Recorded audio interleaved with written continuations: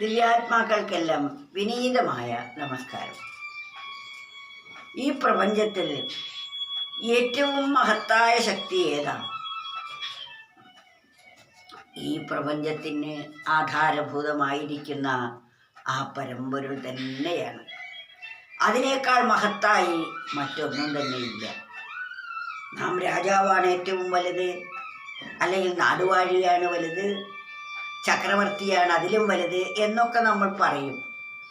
പക്ഷേ ഈ നാടുവാഴിക്കും ചക്രവർത്തിക്കും രാജാവിനും നാഥനായിരിക്കുന്നതേതോ, ഈ ബ്രഹ്മാണ്ടത്തിൻ്റെ മുഴുവൻ നാഥനായിരിക്കുന്നു ഏതൊരു ശക്തിയാണോ, അതാണ് ഈ പ്രപഞ്ചത്തിൽ ഏറ്റവും മഹത്തായിട്ടുള്ളത്.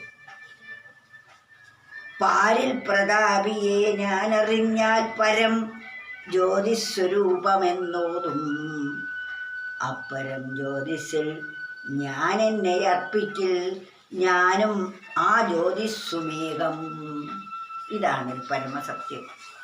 നമുക്കൊരു വലിയ സത്യത്തെ ഇവിടെ അനാവരണം ചെയ്തു തരികയാണ്. പാരിൽ പ്രതാപിയെ ഞാൻ അറിഞ്ഞാൽ, ഈ പാരിൻ്റെ പ്രതാപിയായിരിക്കുന്നത് ഏതൊരു ശക്തിയാണോ അതിനെ അറിഞ്ഞാൽ, പാരിൽ പ്രതാപിയെ ഞാൻ അറിഞ്ഞാൽ പരം ജ്യോതിസ്വരൂപമെന്നോതും. ആ പരമമായ ജ്യോതിസിനെ അറിഞ്ഞു കഴിഞ്ഞാൽ അതാണ് ഈ പാരിൽ എന്ന് പറഞ്ഞാൽ ഈ പ്രപഞ്ചത്തിൽ, ഈ ലോകത്തിൽ അല്ലെങ്കിൽ ഈ ഭൂമിയിൽ ഏറ്റവും മഹത്തായത്. പാരിൽ പ്രതാപിയെ ഞാനറിഞ്ഞാൽ, ഈ പാരിൽ ഏറ്റവും പ്രതാപിയായിരിക്കുന്നത് അതാരാണെന്ന് മനസ്സിലായി കഴിയുമ്പോൾ അത് ഏറ്റവും വലിയ ജ്യോതിസാണ്, അത് ജ്യോതിസ്വരൂപമാണ് എന്ന് അതിനെ അറിയുമ്പോൾ മനസ്സിലാകും. പാരിൽ പ്രതാപിയെ ഞാനറിഞ്ഞാൽ പരം ജ്യോതിസ്വരൂപമെന്നോതും. ഈ പാരിൻ്റെ മുഴുവൻ നാഥനായിരിക്കുന്നത് ആരാണെന്ന് മനസ്സിലായാൽ അല്ലെങ്കിൽ ബോധിച്ചായാൽ അതാണ് ജ്യോതിസ്. ഞാനും ആ ജ്യോതിസും ഒന്നാണ് എന്നപ്പം മനസ്സിലാവും. പാരിൽ പ്രതാപിയെ ഞാനെന്നറിഞ്ഞാൽ, ആ പാരിൻ്റെ ഏറ്റവും പ്രതാപിയായിരിക്കുന്ന അതിനെ ഞാൻ അറിഞ്ഞാൽ, പാരിൽ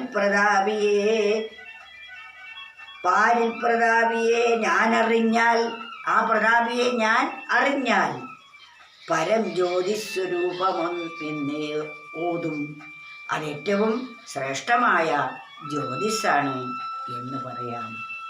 ഈ പാരിൻ്റെ മുഴുവൻ പ്രതാപിയായിരിക്കുന്നത് അതിനെ മനസ്സിലായി കഴിയുമ്പോൾ അത് ജ്യോതിസ്വരൂപമാണ് എന്ന് മനസ്സിലാകും.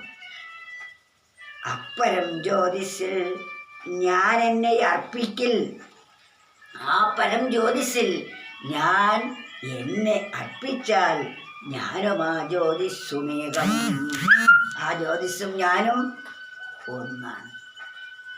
ഈ സത്യം നമുക്ക് മനസ്സിലാകും. നമ്മൾ അതിൽ നിന്നും ഒട്ടും തന്നെ വിഭിന്നമല്ല എന്ന്. അതിൽ നിന്ന് നാം വേറെയല്ല, അതും നമ്മളും രണ്ടാണെന്ന തെറ്റിദ്ധാരണയാണ് നമ്മുടെ എല്ലാ പ്രശ്നങ്ങൾക്കും കാരണമായിരിക്കുന്നത്.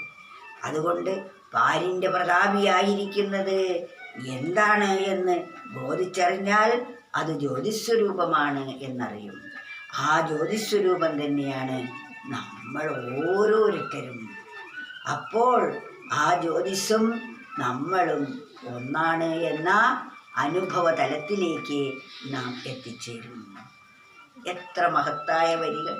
ഇത് നിരന്തരം നമ്മൾ മനനം ചെയ്ത് ആ ജ്യോതിസിനെ നിരന്തരം വിചാരം ചെയ്ത് സ്വന്തം മനസ്സിൽ ഉറപ്പിക്കൂ. അതിലപ്പുറം ശ്രേഷ്ഠത മറ്റൊന്നും തന്നെയില്ല. പാരിൽ പ്രതാപിയെ ഞാനറിഞ്ഞാൽ പരം ജ്യോതിസ്വരൂപമെന്നോതും, അപ്പരം ജ്യോതിസ് ഞാൻ എന്നെ അർപ്പിക്കിൽ, ഞാനും ആ ജ്യോതിസ്സുമേകം. പരമാർത്ഥ സത്യമല്ലേ ഈ പറയുന്നത്? അത്തരത്തിലൊന്ന് വിചാരിച്ചു നോക്കൂ. അപ്പോൾ നമുക്കത് മനസ്സിലാകും, ആ ജ്യോതിസ്സും നമ്മളും ഏകമാണ് എന്ന്.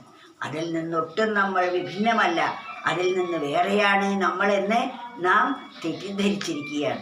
അതുകൊണ്ടാണ് ഇത് വീണ്ടും വീണ്ടും നമ്മൾ ആവർത്തിക്കുന്നത്. ഇത് ആവർത്തിച്ച് നാം ഉറപ്പിക്കേണ്ടിയിരിക്കുന്നു. പാരിൽ പ്രതാപിയെ ഞാൻ അറിഞ്ഞാൽ പരം ജ്യോതിസ്വരൂപമെന്നോതും, അപ്പരം ജ്യോതിസ് ഞാൻ എന്നെ അർപ്പിക്കിൽ, ഞാനുമാ ജ്യോതിസ്സുമേകം.